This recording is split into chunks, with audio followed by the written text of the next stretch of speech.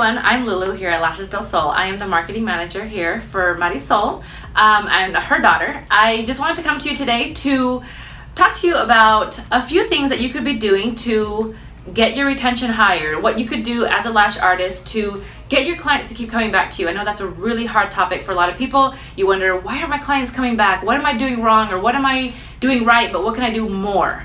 So I'm just here to give you a few tips about that. So number one, be proactive. Go find those potential clients. They are out there. If you feel like you don't know what can I do to help get those potential clients, well, first one is go and post it on Instagram, post it on Facebook, post your pictures, post your videos, post your work, guys. That is so important. Call your friends and family. That's another one. Call your friends and family. They're your number one marketers. They're the ones who are rooting for you from the get-go. They're the ones who are going to help you and spread word that, hey, my daughter's doing lashes, or oh, hey, my cousin does them. So you need to use them, utilize them. When you go to a store, a restaurant, the park, anywhere you go, you're chatting it up with somebody, let them know, hey, yeah, like squeeze it in there. Yeah, I do lashes. And they'll be like, oh my gosh, you do? What do you do? Where do you work? Show me your work. They're going to ask you to show them your work, which guess what? That's another thing. Post your pictures. Show them your work on Instagram. Ask them to follow you on Instagram or Facebook or YouTube or whatever it is that you have out there for your social media. Ask for that followship. And even if they don't make an appointment with you right off the bat, they still have you in their head. So let's say in a week or two or a month, someone comes up to them and says, oh yeah, my lashes. Well, guess what? You could potentially have a new client because they're going to remember who you were, and they'll be like, oh yeah, that one girl I met, she does lashes. Let me refer you to her. So that's how you go find new clients. So just go out there and just do it. Be yourself. Number one thing in the lash industry, if you can't go out there, and not just in the lash industry, the beauty industry, if you can't put yourself out there, it's going to be very difficult for you to find new clients and to retain them, because that's what it's about. It's about showing people what you've got, showing people that you're friendly. It's about customer service. So that's number one. Number two is the quality of your lash extension application as well as your picture taking. I can't emphasize this enough, you guys. We've all seen it before. You're scrolling on Instagram or Facebook and you see a brand new set of lashes, and guess what? They don't look like a new set of lashes. They still look like it was the fill picture. And to be honest, no one's gonna want to go to somebody where they see a ton of that kind of work, where the before and after pictures pretty much look somewhat the same. Just one looks fuller than the other, but they're still kind of uneven. One hair is poking this way, one hair is poking that way. So it really, really helps. Like, picture taking is so important. The application process. Set your lash skill goals. Take those trainings, go to conferences. We can't emphasize that to you enough. Go to conferences, practice those pictures. If you see someone on Instagram and they have some beautiful picture and you're like, oh my gosh, how did they get that shot?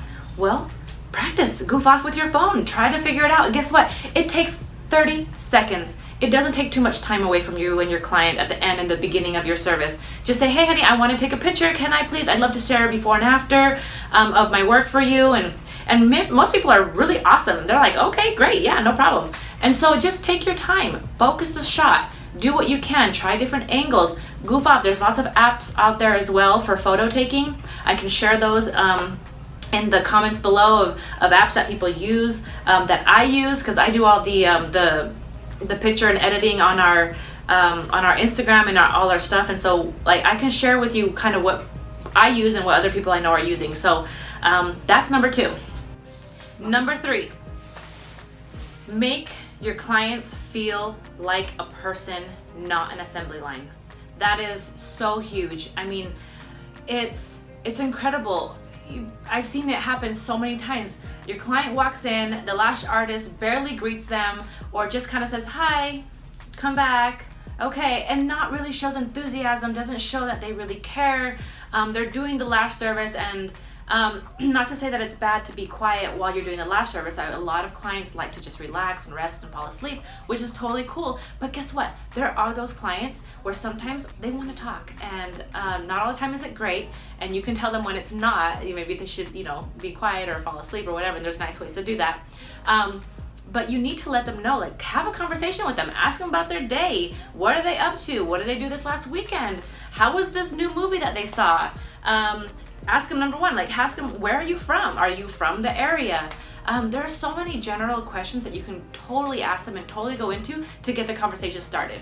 So make small talk with them, make them feel like a person. If you have that ability on your scheduling system to add notes about on your profile of clients, I would recommend doing that. So when you at the end of your session with them and they leave, they say bye-bye, okay, fine, go into your system, add the notes of your lash mapping of what you did, the curl, the diameter, length, style, everything, the glue that you use. So that way when they come back in, you can say, hey, how did you like that style I did last time? It was blah, blah, blah, blah, blah, blah. And then they'll be like, oh yeah, I really like that one. Let's do it the same. So you can know, and you don't have to always remember what they did, and you can have consistent service, as well as you can put down notes about what was happening in their life. Oh, this girl, she went on a vacation because she just got married, or oh, they had a family reunion, or oh, it was just, you know, college started, how was college, you know. So there are so many things. Write the notes down, have you remember, and then that way when they come in and you ask them about that thing that they were telling you about last time, you know, or honey, how's your mom, you know, she was so sick, you were telling me. Oh my gosh, you've just built that rapport with your client. It's huge. So like I said, make your client feel like a person, not an assembly line. Number 4, fills. Rescheduling and rebooking appointments with clients is huge. Again, all these are amazing things that you have to be doing.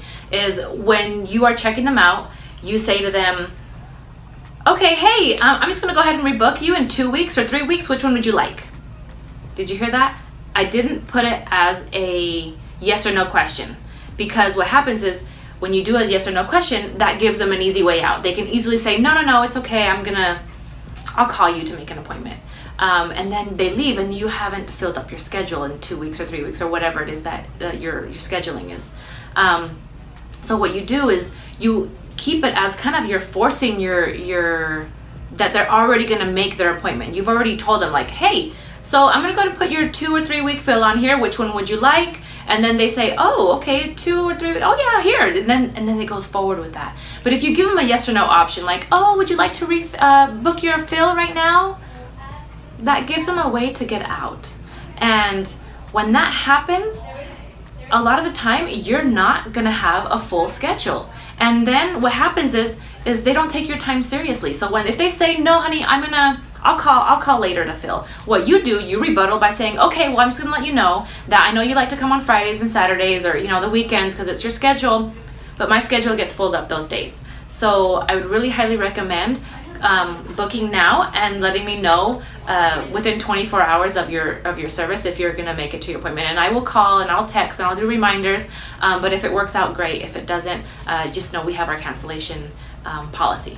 So you let them know, but at least you're booking that appointment to get them to come in. So that's how you get them in. So just use those non-yes or no questions wisely. So, and be friendly about it. Smile, make it seem really like it's not a big deal. It's just kind of like, this is the way it is. So, number 5, ask them if they have Instagram. Ask them to follow you guys. If they go and follow you, that is so good, because they're gonna go and they're gonna show your work and to other people, especially if you took before and after pictures of them or a video of the whole process of them. What they're gonna do is you're gonna tag them in the post, and they're gonna see it and they're gonna feel so cool, because guess what? You've just put it out there on the internet by making them famous, right? Like you're showing everyone your work. Not everyone likes to be posted, so you always ask, is it okay if I post this picture?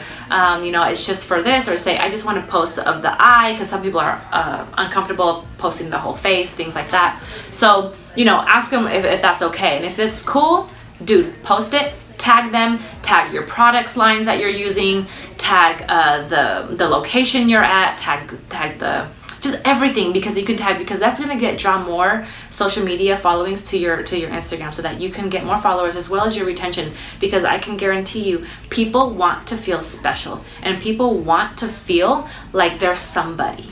So like I said, if you tag them in the post and say, here, let me follow you on Instagram, you follow me back, I'll tag you when I put these posts up, it's gonna be so cool, so awesome, thank you so much, and you're so happy for them, you're excited, and you make it a fun thing, especially the picture taking process. You make it fun and lively, and you're like, oh my gosh, you're so beautiful, oh my gosh, these lashes are gorgeous.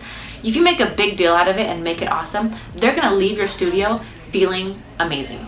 and that feeling that you really took care of them.